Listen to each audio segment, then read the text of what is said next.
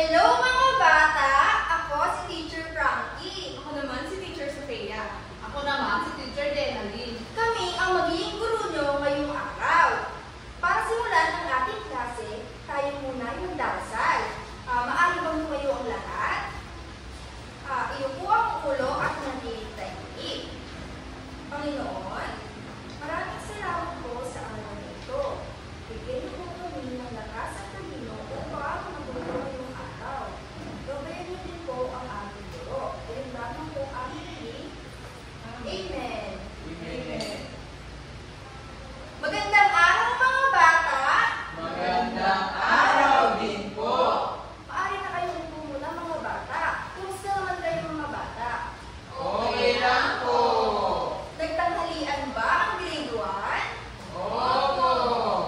Okay. Upang mas maging masigla ang ating aralin, ay sisimulan muna natin ito ng isang kanta. Isang pasiglang kanta na handa ng inyong mga guro. So, sa unang bahagi ay sila teacher muna at sa pangalawang beses ay sabay-sabay tayo. Maliwanag ba grade 1? Opo. Okay, manatili munang tahimik. Ang pamagat ng ating kantang takantahin ay ang mga hugis. Teacher muna. Iba't ibang hugis ay makikita sa iyong paligid. Ay hanapin na, pag-aralan ang bawat anyo nila. Iba't ibang hugis ating aralin na. Nakuha niyo ba mga bata? Opo. Okay, tawagin ko si Teacher Denalyn at si Teacher Sofia upang sabay-sabay natin ito kantahin. Maaari bang tumayo mga bata?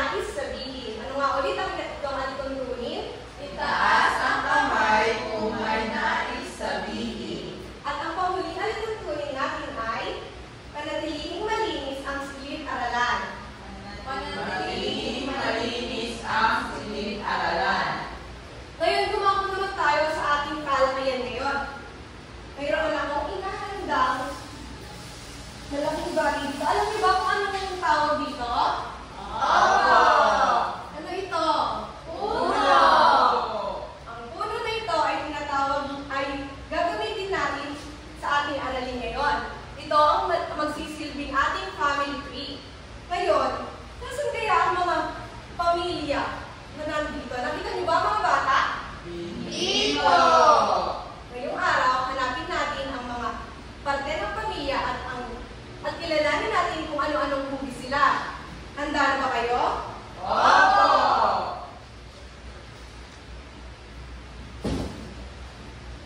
Mayroon alam mo inihandang bag dito. Nandito ang mga gamit na makakatulong sa atin upang mahanap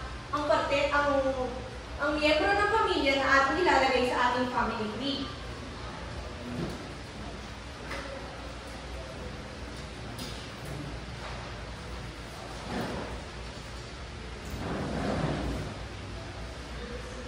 Kilala niyo ba kung sino ang bag na ito? Sino siya? Tama. Ang bag na ito ay maraming laman ng mga gamit na makakatulong sa atin upang kilalanin ang apat na pangunahing hugis at ang miyembro ng pamilya ilalagay natin sa ating family tree. Ang unang hugis ay si Bilog. Sino na nga ulit ang unang hugis natin?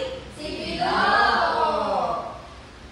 Nais ni Bilog na tulungan niya siya na hanapin ang mga bagay na nasa loob ng bag na sa tingin niyo ay kauri niya. Handa ba kayong tulungan siya mga bata? Opo!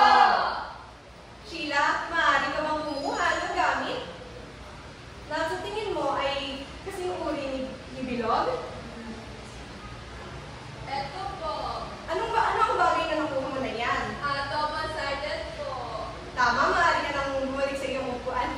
Ikaw, Zerlyn, maaari mo bang tulungan si Bilog na hanapin ang kanyang mga kauri?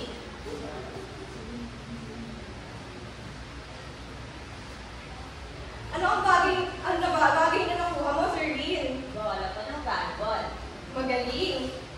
Maaari ka nang upo sa iyong upuan. Ikaw, Jenalyn, may nakikita ka pa bang gamit na bilog? Maaari mo bang kuhanin? Ano ang bagay na nakuha mo? Ribbon po. Mahusay, maaari ka nang maupo. Meron pa bang mga gamit na bilog sa loob ng bag, mga bata? Meron po. Sinong nais kumuha nito? Ikaw nga, Frankie? Ito po, teacher. Ano yan, Frankie? Plato po ginagamit kong kainan. Mahusay, maaari ka nang upo at bumalik sa iyong upuan. Meron pa bang gamit sa loob na sa tingin niyo ay kasing pakuri ni Bilog? Wala na po. Kung ganon, Sheila, maaari mo bang ilarawan ang katangian ni Bilog base sa bagay na nakuha mo? Ang bilog po ay walang gilid. Tama. Ang bilog ay walang gilid at paikot-ikot. Ikaw naman, Zerlyn, maaari mo bang ilarawan si Bilog? Ang bilog po ay gumugulong. Tama. Kagaya ng bola na nakuha mo, ito ay gumugulong. Ngayon, para malaman natin ang unang miyembro ng pamilya sa ating family tree, sino sa inyong pamilya ang gumugulong at nagtatrabaho upang patuloy na umusad ang pamilya? Tatay! Tama! Ang unang miyembro ng pamilya ay si tatay. At anong hugis siya? Bilog! Mahusay. Ito ang hugis ni Bilog. Maaari na natin siyang ilagay sa ating family tree.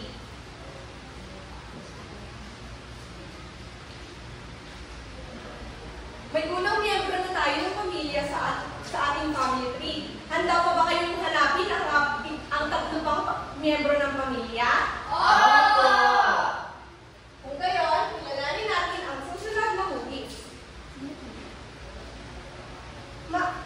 Basahin mo nga kung sino ang ikalawang hugis. Palisukat! Tama. Ang ikalawang hugis natin ay si Parisukat. Ngayon, nais ni Parisukat na tulungan niyo siyang hanapin ang mga kauri niya sa loob ng box. Gusto pa kumuha ng mga bagay sa loob ng box? Ikaw nga,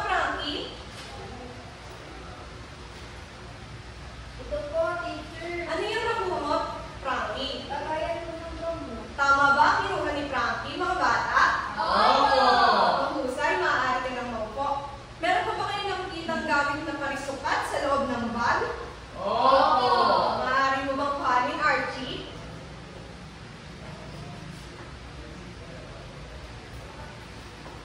Ipakita mo sa kanila ang iyong nakuha. Anong nakuha mo, Archie? Wallet po. Ang bagay ba na yon ay parisukat, mga bata? Opo! Ang husay. Maaari ka ng maupo. Meron po ba kayong nakikitang parisukat sa loob ng kahon? Wala na po. Kung gayon, Archie, ang nakuha mong gamit ay parisukat. Maaari mo bang ibahagi kung ano ang katangian ng parisukat? Ang katangian po ng isang pwesto at may 4 na sulok. Mahusay. Ito ang sulok ng parisukat. 1, 2, 3, 4. Sino pa ang gustong magbahagi ng katangian ng parisukat? Ikaw nga, Sheila.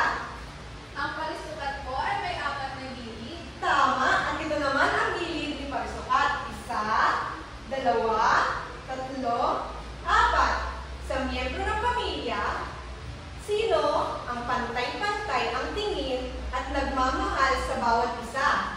Si Nanay. Tama. Ang ikalawang miyembro ng pamilya natin ay si Nanay. At anong hugis na nga muli siya? Parisukat. Magaling.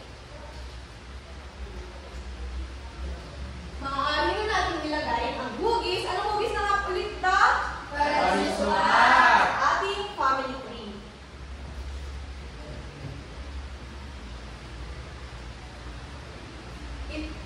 Sinong miyembro ng pamilya ang bilog?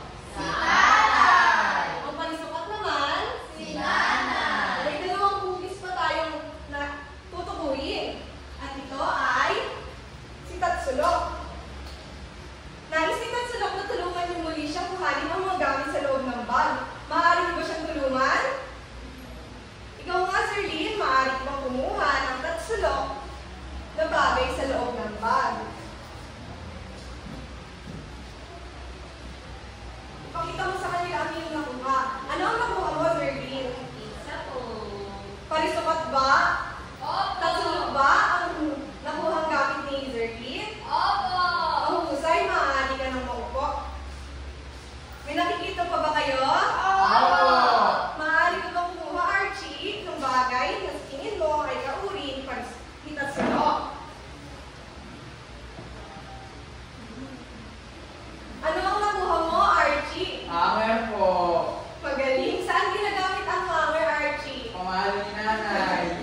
Ginagamit siyang pamalo. Pinapalo ka ba ni Nanay? Meron pa bang gamit sa loob ng kahon na sa tingin nyo ay kasing uri ni Tatsulok? Opo! Kuhanin mo nga, Frankie. Ano ang nakuha mo, Frankie? Ruler po ng Tatsulok. Magaling. Maaari ka nang maupo sa iyong upuan.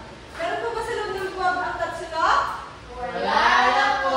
Kung ganon, Zerlyn, maaari mo ba ibahagi kung ano ang katangian ni Tatsulok? Meron po siyang 3 gilid. Tama. 1, 2, 3 ang gilid ni Tatsulok. Anong pa ang katangian ni Tatsulok? Ikaw nga, Sheila? Ang Tatsulok po ay matulis. Tama. Matulis si Tatsulok. Ngayon, sa miyembro ng pamilya, sino ang matulis at alam niyo ba na ang matulis ay ang Tatsulok ay palaging handang magtanggol sa kanyang nakababatang kapatid? Opo! Sino kaya ang miyembro ng pamilya na sa tingin nyo ay palaging handang magtanggol sa kanyang nakakabatang kapatid? Nanay o Kuya. Tama. Ang ikatlong miyembro ng pamilya natin ay, anong hugis na nga ulit ito? Tatsulok! Ito ay nagre-representa ng pamilyang si Ate o Kuya. Magaling. Ngayon, gusto nyo lang ang hugis na ating hinahanap. Handa na ba kayong makilala siya? Opo! Ang huling miyembro ng ating pamilya ay si Parihaba.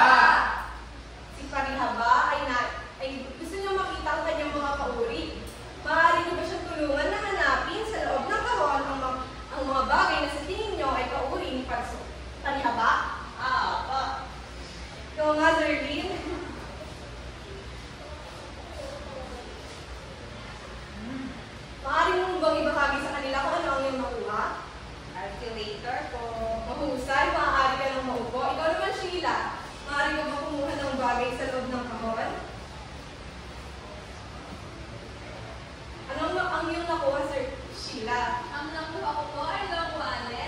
Magaling, maaari ka nang maupo.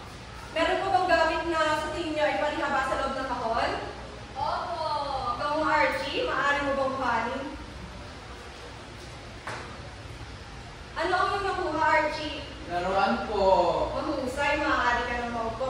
Ngayon, Archie, base sa bagay na nakuha mo, maaari mo ba ibahagi ang katangian ng isang palihaba?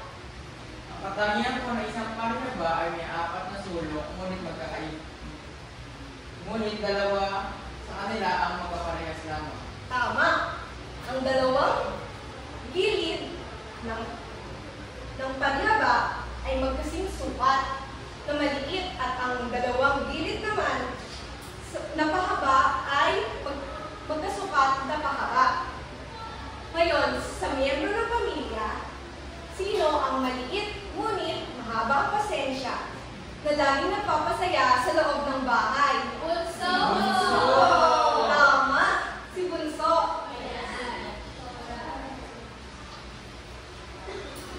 Ang ating huling miyembro ng pamilya ay Si Parihaba. si Bunso at siya ay Parihaba. Maaari na natin siyang ilagay. Kumpleto na ang miyembro ng ating pamilya. Sino-sino na nga muli sila? Ang bilog ay si Tatay. Say. At ang parisukat naman ay si Nanay. Ang tatsulok ay sina Ate. At ang panghuling miyembro ng pamilya ay Parihaba ay si Bunso. Bunso.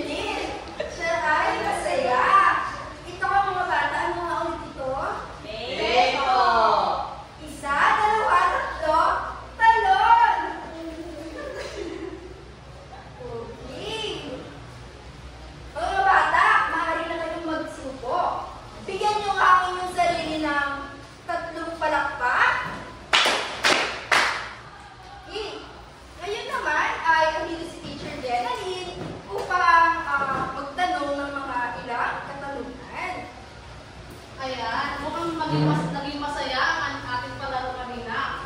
Napagod ba kayo?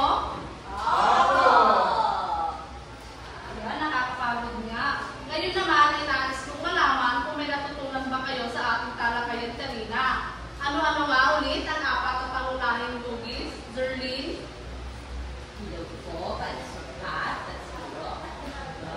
Tama.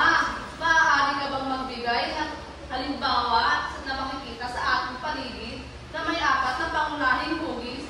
Sheila? Yung board ko ay hugis palihaba. Tama. Hugis palihaba. Ate Sara.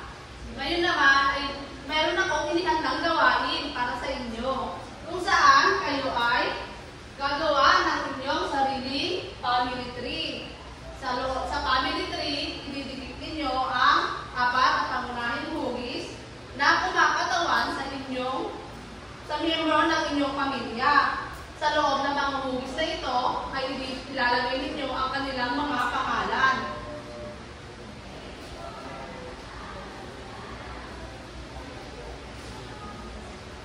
Ayan. Ngayon ay kayo na ay magsimula na gumawa. Mga bata, magsimula lang kayo ha. Dali nyo sa paglalagay upang mas maging maganda. Dahil mamaya ay natawag ako ng isang bata na magpapakita ng kanyang gawa.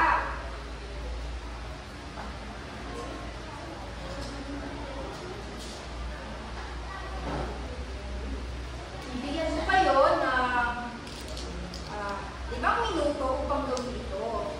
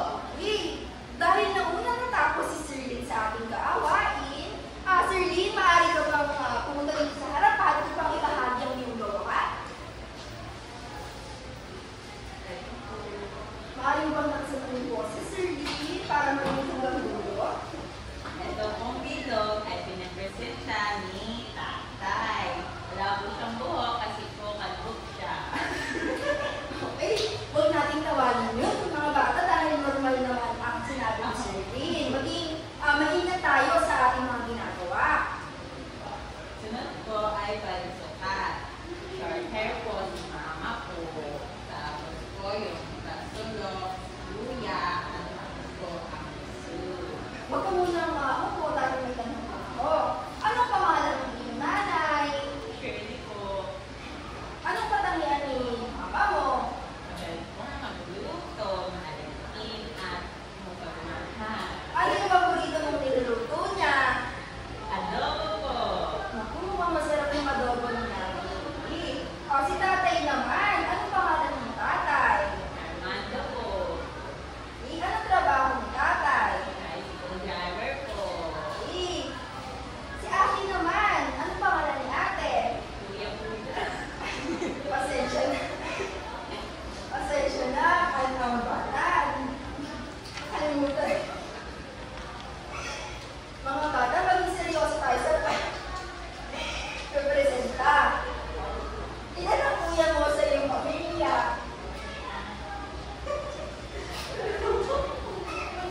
Ikaw ang bunso. Okay, so, ang isang bahagi ay si Sirlene dahil siya ang bunso. Ngayon naman, maaari ka ng puko. Bigyan nga natin ng si Sirlene ng ang galing-galing mo clap. Okay, ganito yun. Isa, dalawa, tatlo. Isa, dalawa, tatlo. Ang galing, ang galing, ang galing-galing mo. Gawin nga natin ito ng sabay-sabay. Isa, dalawa, tatlo. Isa, dalawa, tatlo. Ang galing, ang galing, ang galing-galing mo. Ngayon naman ay andito si Teacher Jeneline upang ipakita ang aktibidad o isang sagutang papel na ating gagawin.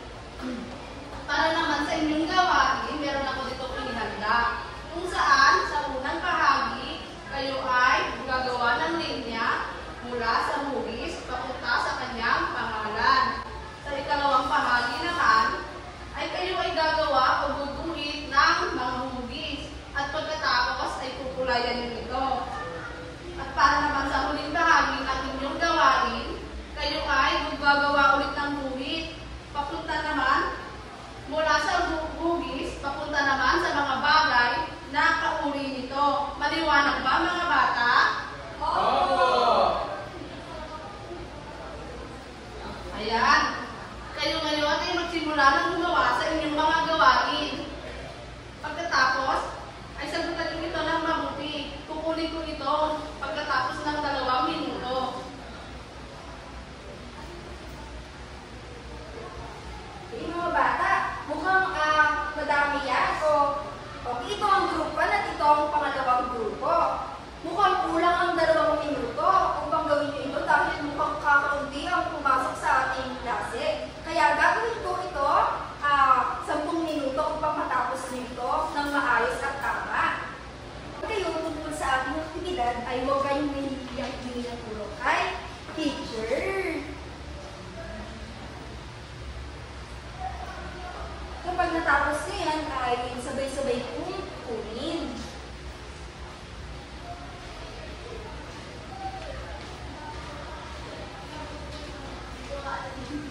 Anong parte na ang ginagawa ni Sir Lino? Pagbutihan mo.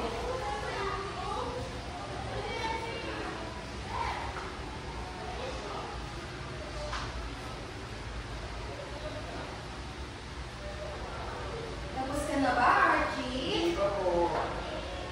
Tingnan mabuti at gawin mo ito ng maayos.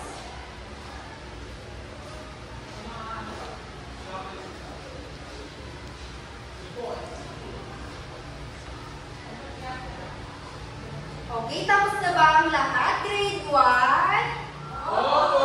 Maaari naman po ni teacher. Opo! Okay, tahimik lang mga bata ha.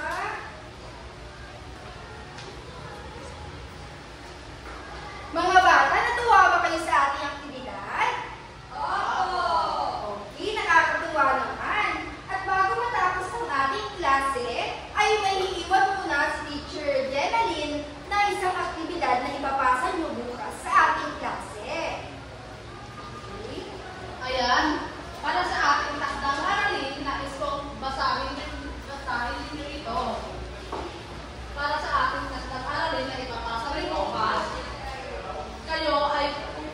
gagawa ng kayo ay pupulayan ninyo ang parisukat ng dilaw. Pula ang parihaba, berde ang tatsulok, at asul naman ang bilog. Pagkatapos ay bibilangin ninyo ang dami ng bilog, parisukat, parihaba, at tatsulok, at ilalagay nyo dito sa itaas. Maliwanag ba mga bata? Opo! Ayan. Ngayon naman ay